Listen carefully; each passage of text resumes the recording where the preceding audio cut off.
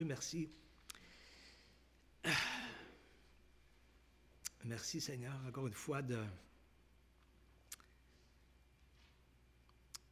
Tu es tellement grand, Seigneur, au-dessus de tout, tu nous as créés. Et ton amour est parfait, et ta justice est parfaite aussi. Merci pour le privilège que tu nous as donné d'avoir toute cette capacité d'avoir une belle relation avec toi, qu'on comprenne bien. Merci pour l'Esprit que tu as mis en nous et merci pour toutes nos facultés, Seigneur. Nous sommes créés à ton image et d'une façon tellement extraordinaire. Et alors, Seigneur, eh bien, nous en remettons à toi aussi. Vraiment, tu nous appelles à avoir de la compassion aussi vers ceux peut-être qui ont moins reçu. Mais on sait que tu jugeras chacun aussi selon ce que tu lui as donné. Et eh bien, Seigneur, qu'on puisse regarder maintenant ce matin à nous-mêmes, qui te connaissons maintenant, qu'est-ce qui nous motive principalement à te servir et à t'obéir, Seigneur. Dirige-nous à travers cette lecture de ta parole et ces beaux exemples de ta parole aussi, et que cela puisse nous édifier, nous fortifier en toi, Seigneur. Amen. Alors, en tout cas, j'ai repris un peu la prière de notre frère, mais on avait besoin.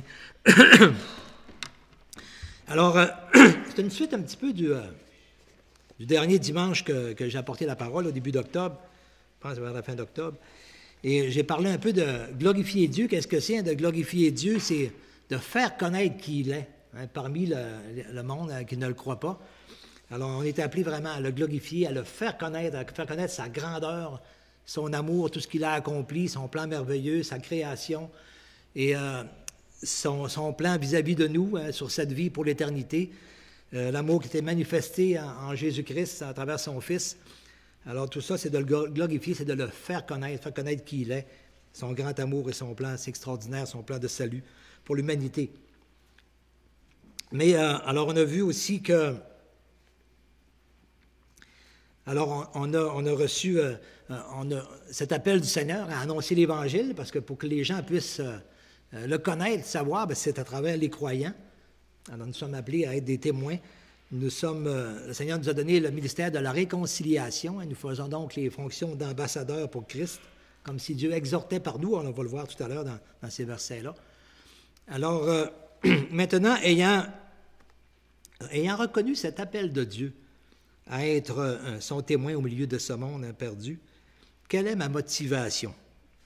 Quelle est ma motivation? Qu'est-ce qui me motive? Est-ce que j'ai une motivation? Est-ce que je suis motivé? Ou qu'est-ce qui me motive? Alors, on va regarder cela ensemble. Vous savez que l'on peut obéir à quelqu'un ou servir quelqu'un pour différentes raisons ou pour différentes motivations aussi.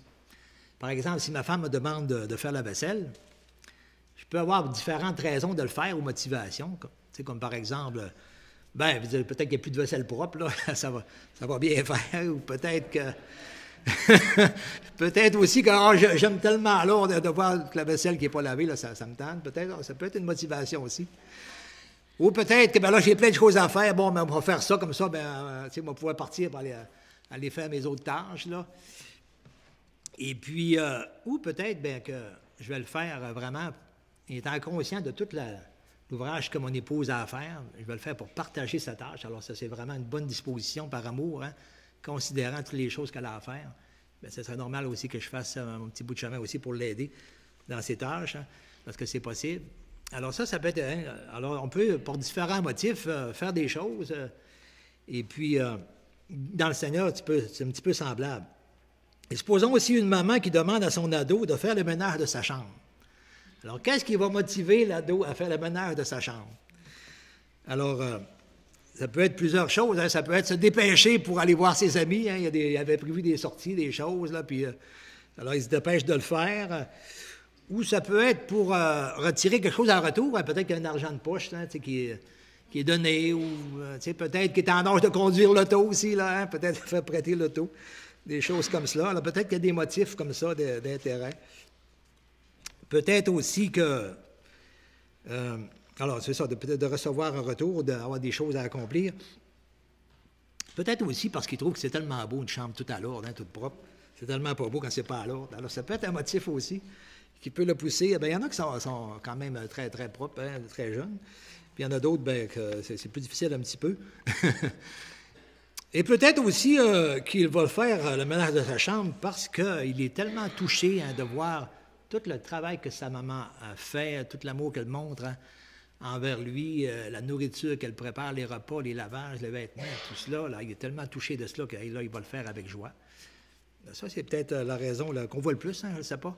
C'est ce qu'on voit le plus comme raison chez un ado, de faire le ménage de sa chambre ou différentes tâches.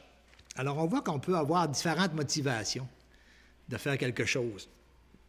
Mais qu'est-ce qui me motive, moi, à servir le Seigneur, à être un témoin pour lui? Qu'est-ce qui peut me motiver à être un témoin pour le Seigneur? C'est une question aussi qu'on doit se poser. On va se la poser ce matin un petit peu en regardant ces passages-là. Alors, qu'est-ce qui me motive à servir ou à obéir le Seigneur? Obéir au Seigneur. Alors, on va d'abord regarder ce qui motivait les premiers chrétiens, et en particulier à travers les textes de Paul, ce que Paul dit, et un aussi dans Pierre. Mais on va tourner ensemble dans 2 Corinthiens 5, que j'ai mentionné la dernière fois que j'ai apporté un message, et on a étudié aussi ce texte-là un mercredi soir. J'ai bien aimé les partages qu'on a eus. Alors, j'avais demandé la participation de plusieurs, ceux qui étaient là un mercredi soir au début du mois, et on a parlé beaucoup de ce texte-là. Ça a été vraiment édifiant. Ça m'a amené justement à aller plus loin encore avec ce texte-là. Alors, 2 Corinthiens, le chapitre 5, les versets 14 à 20. Alors, ça nous dit, « Car l'amour de Christ nous presse, parce que nous estimons que si un seul est mort pour tous, tous donc sont morts, et qu'il est mort pour tous, afin que ceux qui vivent ne vivent plus pour eux-mêmes, mais pour celui qui est mort et ressuscité pour eux. » Comme Paul dit dans Galates 20, il dit, maintenant, ce n'est plus moi qui vis, mais c'est Christ qui vit en moi. Alors, si je vis, c'est vraiment dans la foi au Christ qui m'a aimé, qui est mort pour moi. Alors ainsi, dès maintenant, nous ne connaissons personne selon la chair, et si nous avons connu Christ selon la chair, maintenant, nous ne le connaissons plus de la même manière. Si quelqu'un est en Christ, il est une nouvelle créature. Les choses anciennes sont passées, et voici toutes choses sont devenues nouvelles. Et tout cela vient de Dieu, qui nous a réconciliés avec lui par Christ, et qui nous a donné le ministère de la réconciliation. Car Dieu était en Christ, réconciliant le monde avec lui-même, en n'imputant point aux hommes leurs offenses, il a mis en nous la parole de la réconciliation. Nous faisons donc les fonctions d'ambassadeurs pour Christ, comme si Dieu exhortait par nous. Nous vous en supplions au nom de Christ, soyez réconciliés avec Dieu. Alors on voit que, comme il le dit ici, nous vous en supplions au nom de Christ, soyez réconciliés avec Dieu. On voit qu'il était plein de motivation. On voit que Paul était vraiment convaincu de cet appel de Dieu, de ce ministère, d'être un témoin pour lui, un ambassadeur pour Christ, de parler en son nom. Alors ça, c'était clair et net pour lui. Il était plein de motivation. Et maintenant, mais qu'est-ce qui le motivait? Qu'est-ce qui le motivait à servir et à se donner autant là, dans cet appel que Dieu avait pour lui, à se donner autant dans ce ministère? Alors, j'aimerais qu'on lise le verset 9 à 11 dans le même passage, là.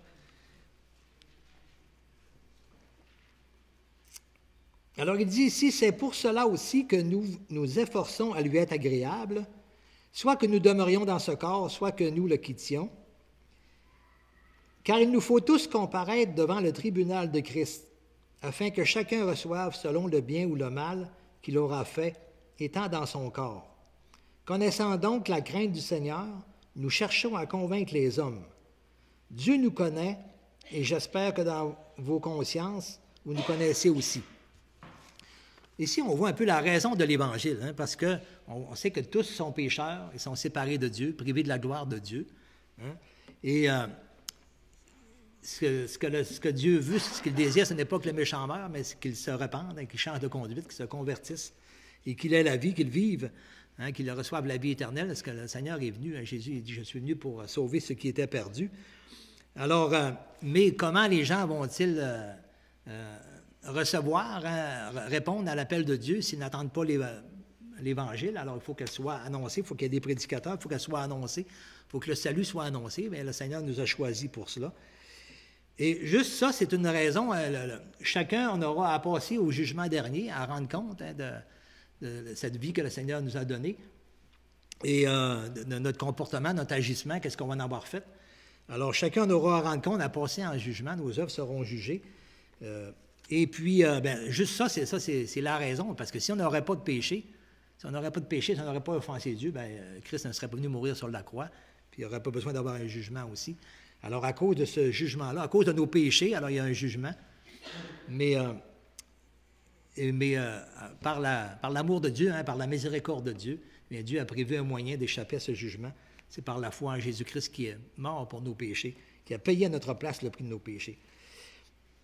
Alors, cette motivation-là d'obéir simplement à ce que le Seigneur demande à cause du jugement qui est à venir, bien ça, c'est une motivation aussi. C'est bien sûr, c'est la raison pour laquelle l'Évangile est là. Mais est-ce que c'est vraiment ça qui motivait l'apôtre Paul? Le fait, ça en faisait partie, bien sûr, parce qu'on le voit qu'il dit « Connaissant donc la crainte du Seigneur, nous cherchons à convaincre les hommes. » Alors, face à ce jugement.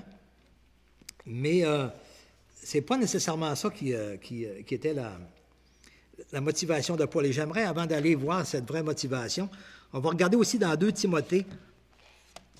2 Timothée, le chapitre 4, les versets 1 à 5.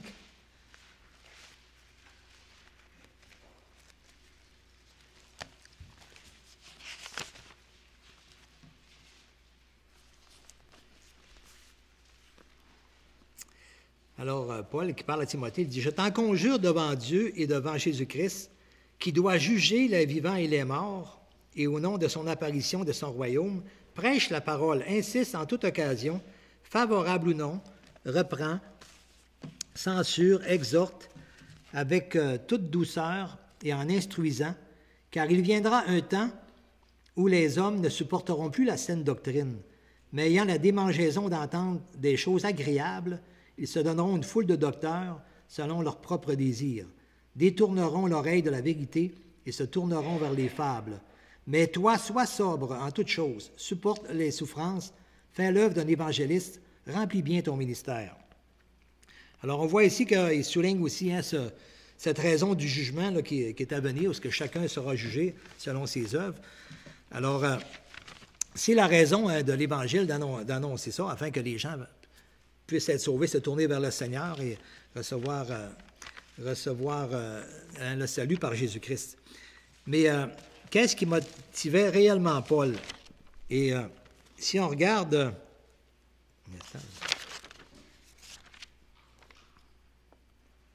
Si on revient maintenant au verset 14, dans 2 Corinthiens 5, les versets 14 et 15.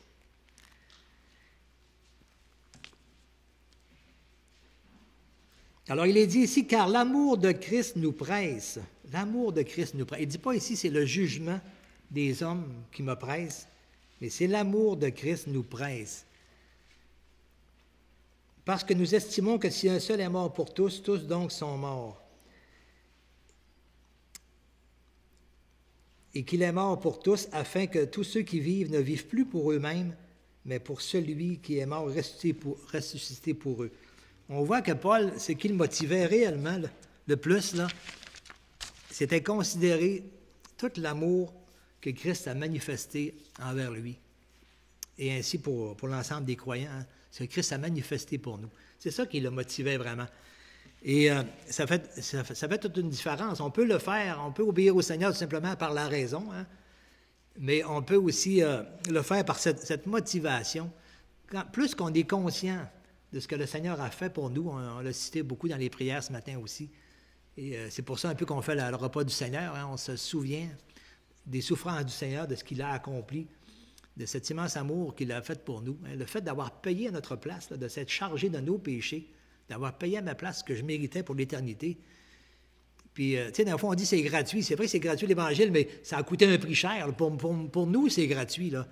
Mais pour le Seigneur, là, ça a été un prix très cher à payer, là, quand on considère la mort qu'il a eue. Et c'était la crucifixion qui était réservée aux pires malfaiteurs. D'avoir subi cela à notre place, là, c'est quelque chose. C'est un prix payé très, très cher. Lui qui était Dieu, qui n'avait jamais péché, jamais commis de faute, là, venir à notre place puis porter nos péchés, accepter cette séparation du Père là, pour cet instant là, en portant nos péchés sur la croix. Et c'est d'avoir été humilié, d'avoir été considéré, jugé comme un malfaiteur, comme un coupable. C'est quelque chose. Alors le Seigneur, c'est vraiment par amour qu'il a fait ça pour nous. Et plus qu'on va saisir cet amour que le Seigneur a eu pour moi, plus que je vais le saisir, et bien plus que ma motivation va être là vraiment pour être un témoin pour lui. Alors ça fait une différence, cette motivation-là. Et on va la voir aussi à travers d'autres textes. Alors, je peux le faire par raison. C'est bien sûr, le Seigneur nous l'a demandé, allez, faites de toutes les nations des disciples, annoncer l'Évangile. Et tout cela, on le fait par raison, puis on est un serviteur du Seigneur, puis on obéit au Seigneur aussi. Puis c'est bien, il faut le faire aussi par raison. Mais si je n'ai pas cette motivation-là, toujours être motivé par l'amour de Christ qu'il a eu pour nous, bien, qu'est-ce qui va se passer? À un moment donné, bien, quand on manque de motivation, qu'est-ce qui se passe à un moment donné? Bien, on le fait plus comme une charge qui nous est imposée. D'ailleurs, on va lire un texte par rapport à cela. Mais, ouais, ça vient, on le fait d'une façon légale, hein, pour obéir, parce qu'il s'est demandé. Mais alors, c'est pas nécessairement de bon cœur. Et puis, lorsqu'on manque de motivation, bien, c'est pas long que le zèle, lui, diminue graduellement. Le zèle, il diminue. Il finit par s'atteindre. Alors, tu sais, parce qu'un zèle qui est exercé juste par la question de la raison ou de l'obéissance, là, bien, d'une façon légaliste, à un moment donné, là, ça ne tient pas. Alors, on a besoin, dans tout ce qu'on fait dans notre vie, on a besoin de motivation, hein, là où il y a des efforts, des contraintes à faire aussi. C'est peut-être une des raisons aussi à ce que le Seigneur fait un reproche à l'Église d'Éphèse. On voit ça dans l'Apocalypse 2. On voit que cette Église-là le Seigneur la loue pour son travail, sa persévérance, ses efforts, tout cela. Hein, vous avez souffert à cause de mon nom. Mais il dit, ce que j'ai contre toi, c'est que tu as délaissé ton premier amour, abandonné ton premier amour. Alors peut-être qu'ici, les questions, c'est pas vraiment détaillé en quoi il est, mais il dit, considère, c'est d'où tu es tombé, là. Mais peut-être qu'il est ici, c'est justement cette motivation de servir le Seigneur, étant conscient, motivé par l'amour que le Seigneur a eu pour moi. Et peut-être que ça s'est perdu un peu. Ça peut être une raison. En tout cas, ça peut être une raison dans ma propre vie. C'est quelque chose qu'on doit considérer. Hein? Est-ce qu'on est encore motivé à servir le Seigneur à cause de l'amour qu'il a manifesté pour nous? Et l'amour qu'il a manifesté pour moi. J'aimerais qu'on lise dans 1 Corinthiens, le chapitre 9, les versets 16 à 18. On va reculer de quelques pages.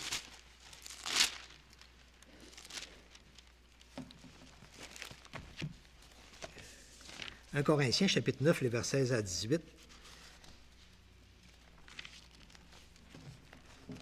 Alors, il nous dit ici...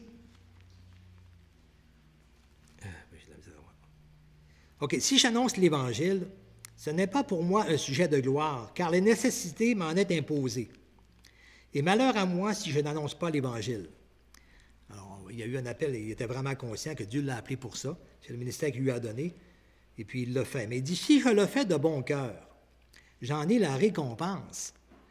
Mais si je le fais malgré moi, c'est une charge qui m'est imposée. Et c'est une charge qui m'est confiée, c'est-à-dire. Alors, si je le fais malgré moi, hein, c'est comme une charge, c'est comme un fardeau. Tandis que si je le fais de bon cœur, j'en ai la récompense. Et c'est quoi cette récompense-là? Quelle est donc ma récompense? C'est d'offrir gratuitement l'Évangile que j'annonce sans user de mon droit de prédicateur de l'Évangile. Parce que ça fait référence au verset 14. Il dit, de même aussi, le Seigneur a ordonné à ceux qui annoncent l'Évangile de vivre de l'Évangile. Alors, mais Paul n'a pas voulu utiliser ce droit-là, mais lui, il sait très bien que le Seigneur donne quand même la responsabilité aux croyants de pourvoir à ceux qui enseignent. Alors, il s'en remet complètement à Dieu là, de s'occuper de cela, au Seigneur. Mais pour lui, là, il le fait vraiment, il est concentré vraiment sur cette motivation de l'amour de Christ pour nous, pour les pécheurs perdus. Et c'est pour cela qu'il annonce l'Évangile. Et il ne fait pas, il ne cherche pas il ne se préoccupe pas du gain qu'il pourrait en retirer ou même de ses simples besoins. Mais vraiment, sa joie est vraiment à annoncer l'Évangile gratuitement, sans rien demander en retour. Et il le fait vraiment de bon cœur. Alors ça change beaucoup hein, là, au niveau de la motivation. Parce que sinon, si je le fais comme un fardeau, simplement comme une tâche qui m'est confiée, qui m'est demandée, bien c'est là, comme notre frère dit, ça devient un peu comme une façon légaliste de servir. Et ça, à un moment donné, bien, notre zèle s'éteint. Et ça... Ou sinon, bien, on a un zèle qui peut être amer aussi, là. On peut avoir de la rivalité, on peut être mécontent de ceux qui ne voient pas ça les choses de la même manière que nous, ou bien qui ne nous accompagnent pas. Alors, on peut être dur envers des frères et des sœurs aussi. Alors, ça amène souvent plein de problèmes. Alors, on voit la raison de ce que la prédication de l'Évangile, alors le salut des hommes et la miséricorde de Dieu, mais...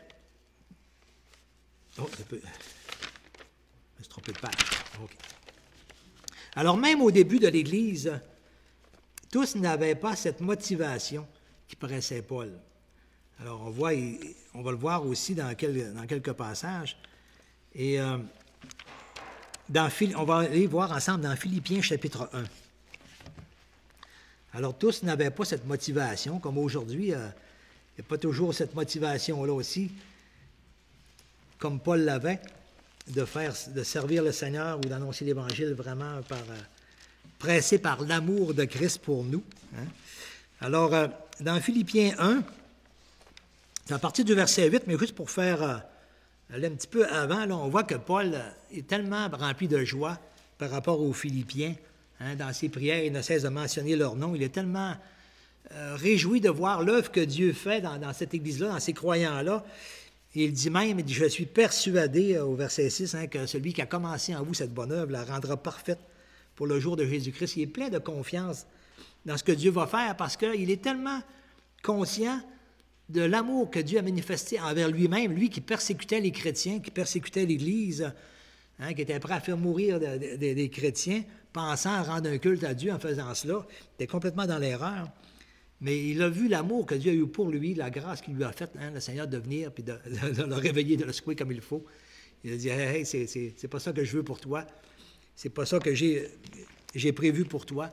Et il lui fait la grâce maintenant d'annoncer l'Évangile, d'être un ambassadeur pour Christ, après ce qu'il faisait avant. Pour lui, là, il n'en revient pas. Alors, il est tellement touché par l'amour de Christ pour lui, eh bien là, il est plein de confiance hein, dans ce que Dieu va faire pour les autres croyants aussi. Et il dit au verset 8, « Car Dieu m'est témoin que je vous chéris tous avec la tendresse de Jésus-Christ. » On voit ici qu'il a vraiment une bonne révélation là, hein, de cet amour de Dieu pour lui, de cette tendresse. Et tellement que, eh bien, lui, il la communique aussi aux autres croyants. Hein, il la déverse aussi. « Dieu m'est témoin que je vous chéris tous avec la tendresse de Jésus-Christ. » C'est quelque chose.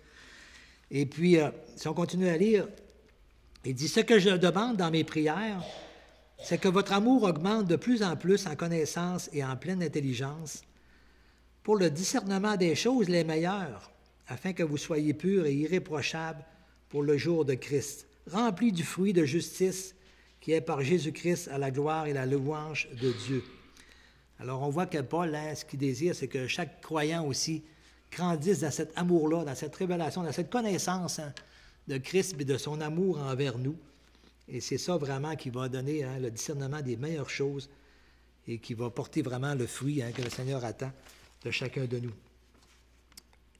Alors, si on continue à lire au verset 12, il dit « Je veux que vous sachiez, frères, que ce qui m'est arrivé a plutôt contribué au progrès de l'Évangile, parce qu'il a été mis en prison à cause de cela. En effet, dans tout le prétoire et partout ailleurs, nul n'ignore que c'est pour Christ que je suis dans les liens.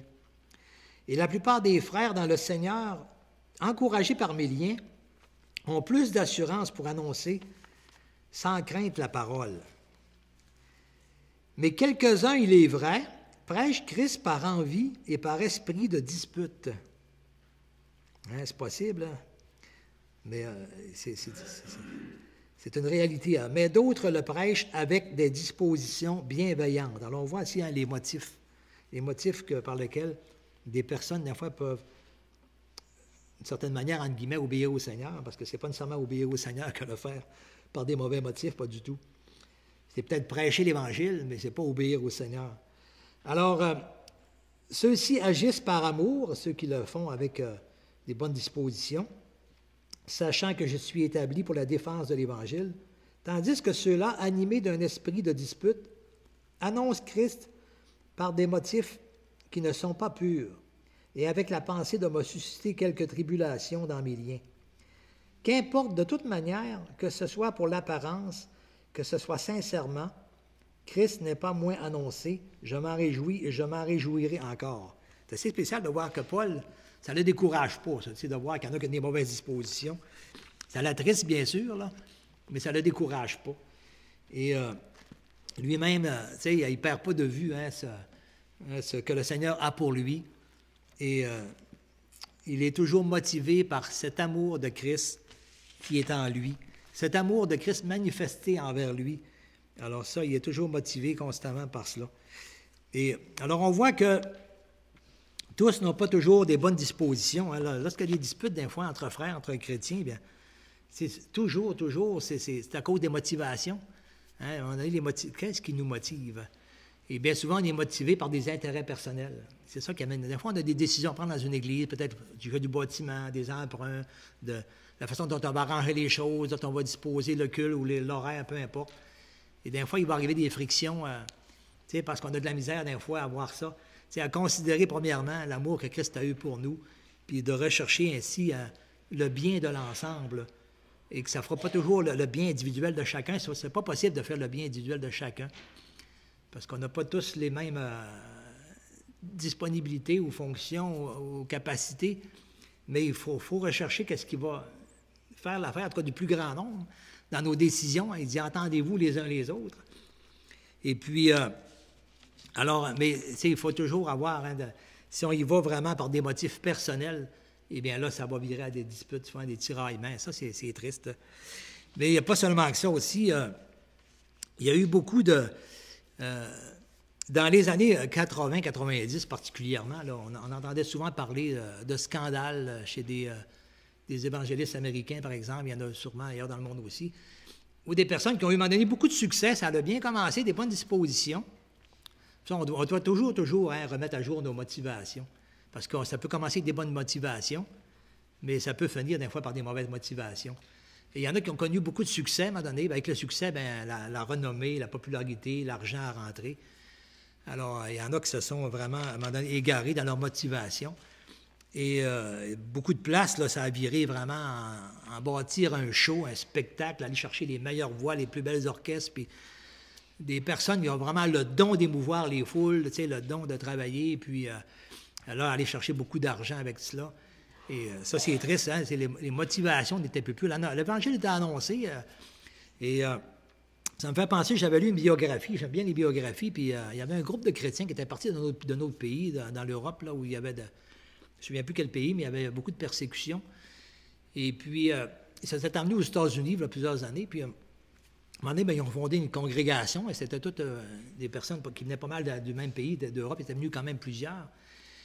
Et puis, à un moment donné, ils ont voulu faire une fin de semaine d'évangélisation, mais parmi eux, il n'y avait pas nécessairement de personnes de renommée. Là. Ils se sont informés pour avoir un évangéliste de renommée là, qu'ils ne connaissaient pas. Puis ils en ont fait venir un. Ils ont loué des salles là, pendant 3-4 jours, une fin de semaine. Là. Ils ont fait venir quelqu'un. Et puis lui, ce monsieur-là, il a annoncé l'Évangile, puis il avait vraiment un don extraordinaire pour émouvoir les foules. Puis il y avait beaucoup d'invités. Puis beaucoup de personnes, il a fait l'appel, beaucoup de personnes ont accepté le Seigneur. Ça, c'est dans les années 60, je crois. Là. Et puis, beaucoup de personnes avaient accepté le Seigneur. Mais les croyants qui avaient organisé la campagne d'évangélisation s'étaient entendus qu'on ne ferait pas d'offrande, que c'est l'Église qui allait soutenir ça. Mais là, le but, c'était vraiment annoncer l'Évangile pour que des personnes viennent à la connaissance, acceptent le Seigneur. C'est le seul but. Et lui, après avoir vraiment mis beaucoup d'émotions, tout cela, juste dans sa dernière soirée, eh bien, il lance un appel à donner une offrande. Et ça, les autres étaient mal à l'aise avec ça, là. C'était pas prévu du tout. Et puis, il y a une grosse offrande qui a été donnée, parce qu'il y avait vraiment le don d'émouvoir, d'aller chercher et de manipuler dans le fond. Là. Il a utilisé son don, non pas dans des motifs qui sont purs, parce que le Seigneur, merci Seigneur, qui donne des dons de la parole aussi à des personnes qui qui a vraiment une habileté, puis c'est édifiant d'entendre quelqu'un qui s'exprime bien au nom du Seigneur, puis qui dit les bons mots, les bonnes paroles, puis ça, moi, je trouve ça merveilleux, comme quelqu'un qui a une belle voix qui chante, hein. C'est plaisant d'entendre des voix justes et tout cela, au niveau des musiciens et tout cela. Mais si on le fait par des mauvais motifs, bien là, c'est plus la même chose, là. Et lui a utilisé son talent qu'il a reçu du Seigneur, de la parole. Eh bien, il l'a reçu pour des motifs personnels. Et après la réunion, il est disparu vite, puis il est parti avec tout l'argent qui avait été. C'est incroyable, hein? Alors ça va donner une bonne leçon aux frères qui étaient là. Ils sont aperçus que c'est pas l'œuvre de Dieu ne dépend pas des hommes d'une grande renommée. Mais il faut être vigilant, constamment vigilant. Toujours surveiller nos motivations et nos motifs. Et il y en a beaucoup qui sont... Dans les années 60, il y avait... moi, j'avais lu le livre « La croix et le poignard » de David Wilkerson, qui était assez connu. Il y avait un film qui avait été sorti là-dessus. J'avais écouté le film, un bon film d'évangélisation. C'est un homme missionnaire pentecôtiste qui avait été apporter l'Évangile à New York, là. Et puis, c'était très, très, très dur tout cela. Mais en tout cas, le Seigneur avait béni vraiment cette œuvre-là. Et puis lui, par la suite, il a eu beaucoup de succès après cela. Il a écrit beaucoup de livres, puis ça s'est vendu, puis tout cela, puis il a fait pas mal d'argent. Mais à un moment donné, bien, il lui était reproché par les chrétiens, là, dans les années 90, quoi, ça a fait un peu un scandale, parce qu'à un moment donné, on s'est aperçu que ça allait plus avec l'image d'un homme de Dieu, là, le train de vie qui était rendu, parce qu'à un moment donné, les gens avaient su qu'il y avait un ranch de 2 millions de dollars des années 90. Ça fait que ça fait un peu spécial, là, quelqu'un qui est supposé donner son cœur à l'Évangile, puis tu as un ranch de 2 millions. Pourquoi? Tu peux aimer les chevaux, en avoir 2, 3, mais un ranch de 2 millions, il me semble qu'il y a toute une marge aussi. Alors ça, en tout cas, son ministère a tombé à cause de cela. Il y a beaucoup d'évangélistes américains, il y en a qui c'est arrivé aussi, qui ont tombé comme ça, ils ont monté assez haut. Mais même plus près de nous, nous aussi, hein, quelles sont nos motivations pour servir le Seigneur? Et ça, on doit le garder aussi. Il y a bien des personnes même qui ont agi dans une église comme si c'était mon église, hein, ou leur église. Et si ça ne se passe pas comme ça, ben moi, je ne reste plus ici. La motivation, c'est pas seulement l'argent, là, ça peut être toutes sortes de choses. Hein. Et ça peut être aimer diriger, aimer être au-devant, aimer runner, aimer prendre ses décisions, ses propres décisions. Alors, nos décisions à nous-mêmes, nos motivations, on doit toujours les examiner aussi. Le Seigneur nous a donné des talents, puis dans chaque chose qu'on s'implique nous-mêmes en tant que croyants, que ce soit la musique, les chants, l'administration, tous les équipements techniques, le bâtiment, tout cela, mais qu'est-ce qui me motive à servir le Seigneur ou à l'Église, hein, à travers cela? Qu'est-ce qui me motive? Quelle est ma motivation? Parce que si on perd de vue cette motivation de l'amour de Christ envers moi, eh bien, c'est pas long qu'après ça, c'est nos intérêts personnels qui embarquent. Et puis là, ça suscite des conflits, des irritations. Et toutes les disputes qui arrivent dans une église, là, c'est toujours suite à des comportements comme ça, là. On a perdu cette motivation de l'amour de Christ envers nous. Et puis là, on regarde à ce qui nous plaît soi-même.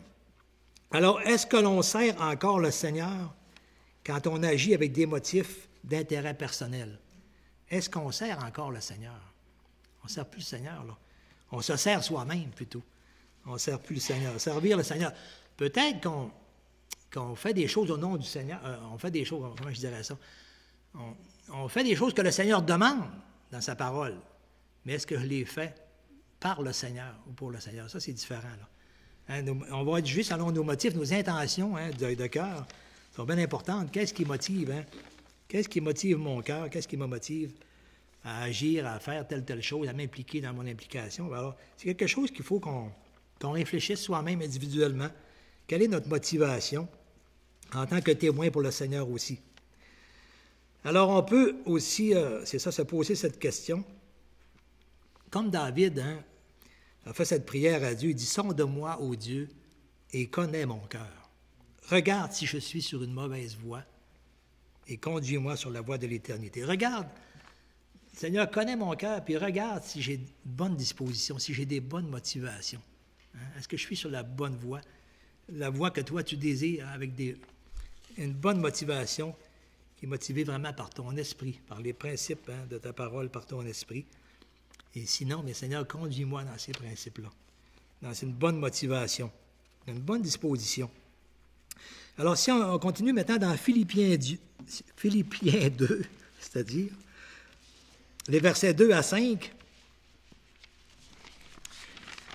Philippiens 2, les versets 2 à 5. Dans quelle disposition, moi, je sers le Seigneur dans ce qui m'est demandé, dans l'Église locale ou dans ce que j'ai à cœur de faire, dans ce que je veux faire? Alors, on voit ici, Philippiens 2, à partir du verset 2, « Rendez ma joie parfaite, ayant un même sentiment,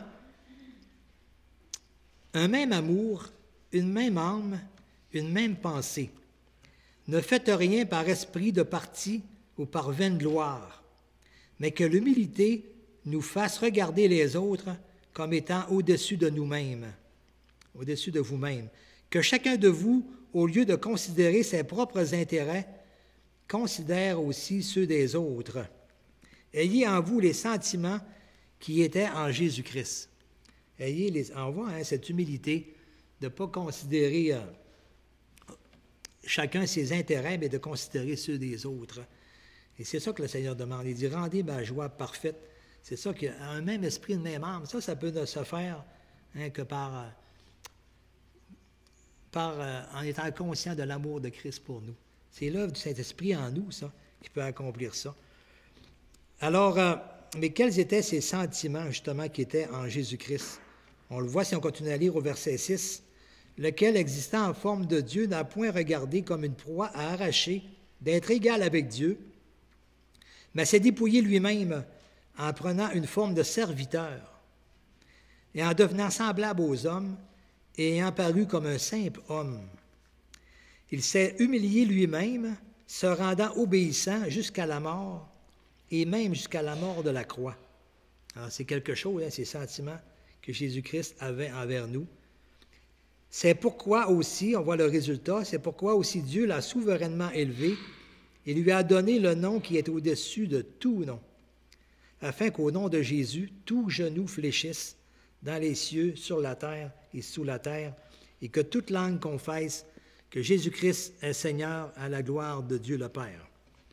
Alors, ceux qui ne le confessent pas comme Seigneur maintenant, bien, au jugement, ils n'auront pas le choix de le voir. Ils vont fléchir le genou là aussi. Tout genou va fléchir. Il va savoir qu'il est le Seigneur.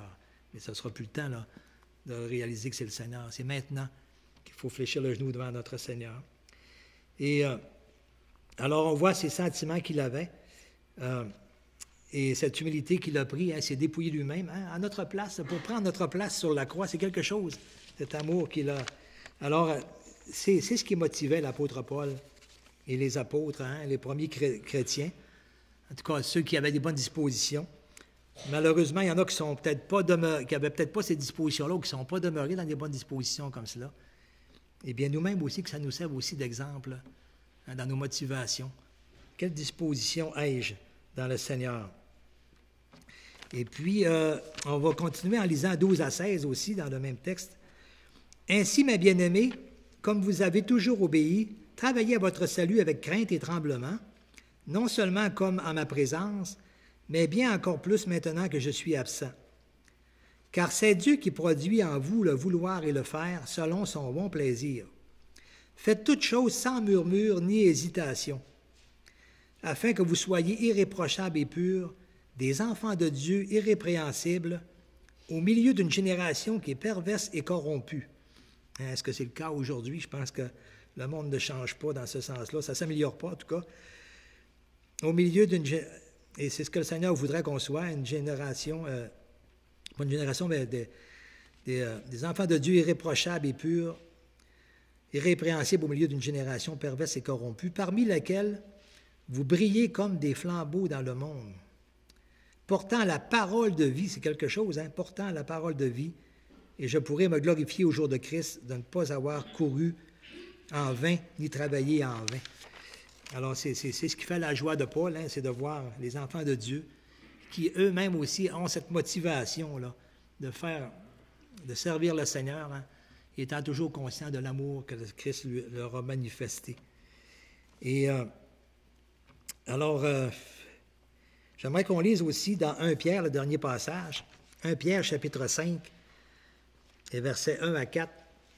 On va voir que Pierre avait aussi ces mêmes dispositions. 1 Pierre, chapitre 5, les versets 1 à 4. Et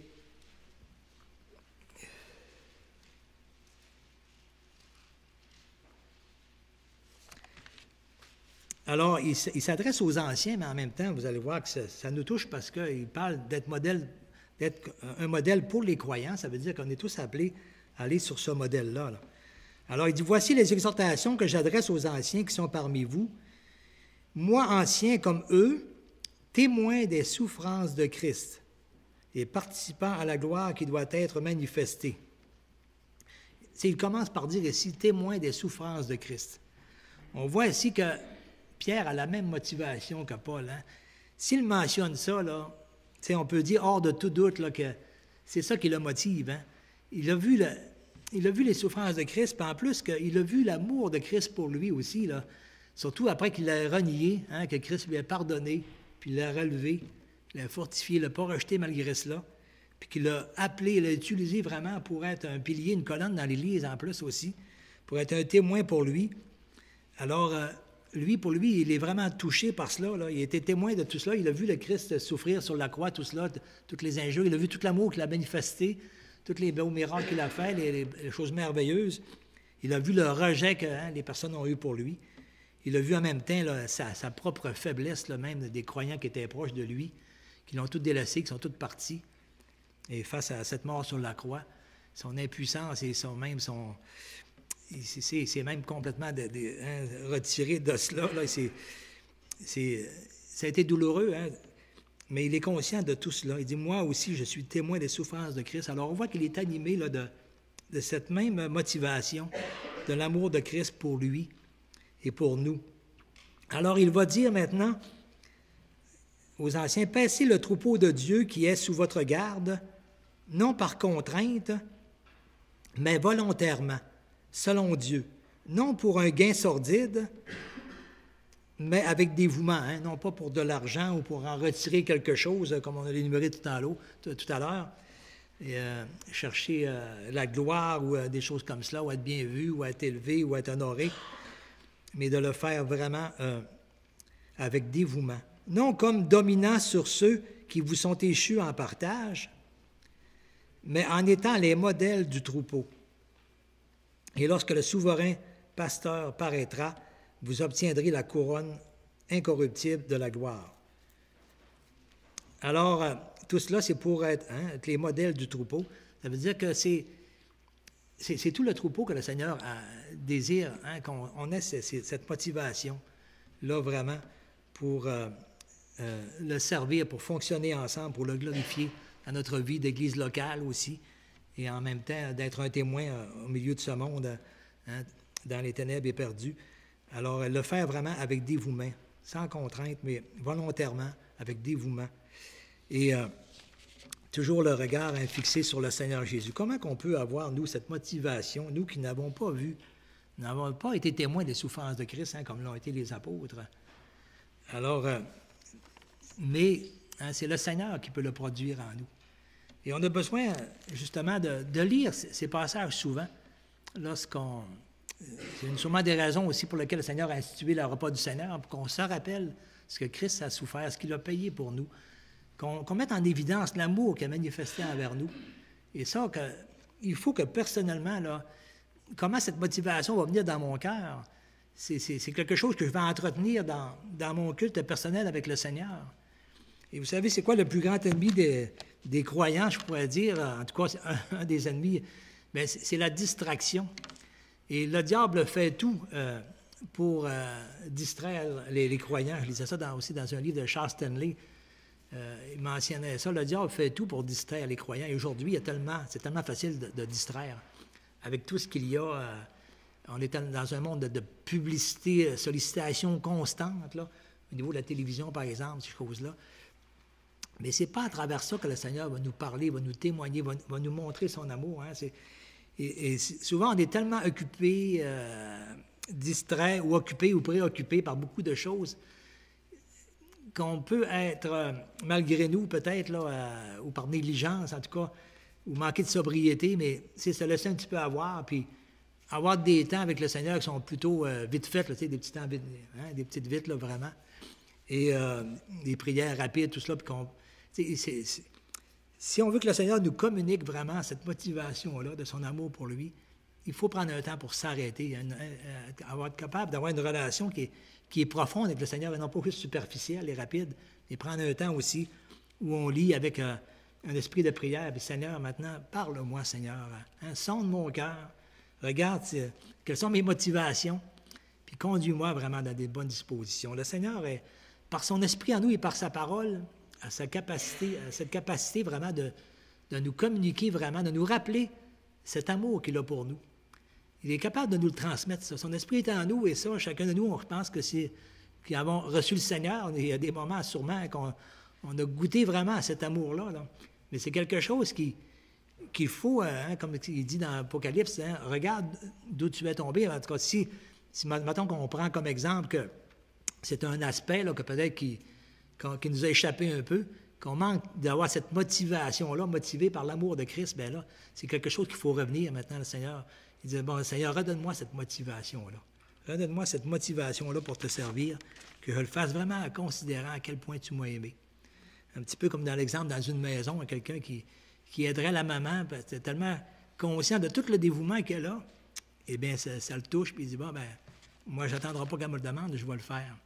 Alors, c'est un petit peu comme ça, on sait ce que le Seigneur nous demande, mais est-ce que je le fais juste parce qu'il le demande, ou est-ce que je le fais par reconnaissance pour l'amour qu'il a manifesté pour moi? C'est ça qui devrait. Paul dit l'amour de Christ nous presse. C'est ça qui le pressait. Mais ce n'est pas le cas pour tous hein, qui annoncent l'Évangile ou qui servent le Seigneur. Mais alors, nous, chacun de nous, on a à regarder quelle est notre motivation. En fin de semaine, on a déjeuné de l'espoir. Une belle occasion aussi d'être utilisé comme ambassadeur hein, ou comme ministère de réconciliation, d'inviter des gens, des amis, des parents, des collègues de travail à venir entendre l'Évangile. Et puis, mais qu'est-ce qui peut me motiver à cela? Qu'est-ce qui peut me motiver à cela? Est-ce que c'est... Ben, ça peut être le fait que je suis sensible à ceux qui m'entourent qui sont perdus. Mais c'est sûr, c'est une bonne raison. C'est une très, très bonne raison aussi. Mais plus encore, si c'est l'amour de Christ qu'il y a eu pour moi, qui me motive vraiment à inviter les autres, à goûter aussi à cet amour-là, à le connaître, à le comprendre, à le vivre, à le recevoir, eh bien ça ne sera pas un fardeau à ce moment-là, d'inviter. Et puis, ça va me faire mal s'ils ne viennent pas, peut-être plus encore, par exemple, ou s'ils ne le reçoivent pas, mais il faut être patient là-dedans parce qu'on est dans un monde qui sont assez rendus loin. Je veux dire, c'est plus le même contexte qu'il y a 20 ou 30 ans. La connaissance de Dieu, les gens n'en parlent plus du tout, les gens ne savent plus rien quasiment. Alors, c'est sûr que ça prend un certain temps là, avant d'amener les gens, des fois, un petit peu plus de temps à comprendre dans quoi ils s'embarquent et de saisir. Mais l'amour de Christ, je pense que si on est vraiment motivé par cet amour-là, là, comme Paul, comme ses disciples dont il est question là, ça se ressent, ça. Et c'est comme je disais tantôt, est-ce qu'on peut servir le Seigneur avec des mots par interpersonnel? On ne peut pas le servir. On peut faire des choses qu'il demande, mais je ne le sers pas. Mais si je le fais par ces motifs-là, étant conscient de l'amour qu'il y a eu pour moi, à ce moment-là, ça, c'est le Seigneur qui agit en moi. Et si le Seigneur agit en moi, celui qui m'entoure, là, quand je leur présente l'Évangile, bien, l'impact n'est pas le même. Tu sais, le Seigneur bénit cela parce que c'est comme si ça permet à l'esprit vraiment d'agir et d'atteindre le cœur parce que il y a un comportement là qui est comme un modèle pour cette personne-là aussi. Et moi, je me souviens qu'est-ce qui m'a attiré beaucoup au Seigneur, c'est de voir justement cet amour-là qu'avait ma sœur pour le Seigneur. Cet amour-là aussi non seulement qu'elle avait pour le Seigneur, mais qu'elle recevait du Seigneur. Tu sais, je sentais qu'elle était embellie de cet amour-là. J'étais jaloux, je jalousais, je le voulais aussi, moi. Alors, est-ce que les gens peuvent sentir ça de notre part? Hein? Que nous sommes embellis de l'amour du Seigneur. Alors, c'est quelque chose qu'il faut peut-être se questionner, se réévaluer. Moi, il faut que je le fasse aussi parce que c'est quelque chose que quotidiennement, hein, je suis tellement facilement distrait par beaucoup de préoccupations. Mais il faut l'entretenir comme un jardin, ça aussi. Prendre un temps avec le Seigneur, dans la prière, dans la lecture, puis prendre le temps, Seigneur, maintenant, tu sais, travaille mon cœur, travaille mes intentions, mes motifs, révèle-toi à moi, montre-moi encore combien tu m'aimes, et que je le comprenne, que je le saisisse, puis que j'en sois comme esclave, hein, comme serviteur, comme un vase qui déborde. C'est comme ça que le Seigneur voudrait faire en nous. Comme Paul dit, rendez ma joie parfaite. Hein, il y a tout ce même sentiment, ce même amour. Alors, c'est vraiment ce que je souhaite à chacun aussi, et ce que le Seigneur désire pour chacun de nous. Amen. On va terminer par un mot de prière. Alors, Seigneur mon Dieu, nous te remercions, Seigneur, pour ta parole, pour ton esprit, pour ton amour qui est si grand, que tu es manifesté envers nous. Et Seigneur, comme on a besoin que tu nous rafraîchisses, à chaque jour sur cet amour que tu as eu pour nous, afin que vraiment on te serve avec la joie, avec l'empressement, avec reconnaissance, et que ce ne soit pas non plus malgré nous, comme un fardeau, comme une responsabilité qui est confiée, quoique c'en est une. Mais on sait qu'on délaisse souvent nos responsabilités facilement dans notre chair quand on manque de motivation. Mais c'est important d'avoir les bonnes motivations. Et Seigneur, que ce soit ton amour qui nous motive. Merci pour cette belle église locale aussi, Seigneur. Et on sent beaucoup de bonnes motivations aussi. Hein? Et je t'en remercie, mais que, comme le souhait de Paul nous le dit, hein, que notre amour puisse grandir de plus en plus. Seigneur, grandis cet amour en nous. Que nous soyons conscients de la grâce qui nous a été faite et que nous soyons sensibles aussi à ceux qui nous entourent, que nous le désirions pour eux aussi, qu'ils goûtent à cet amour-là de toi, Seigneur. Amen. Merci.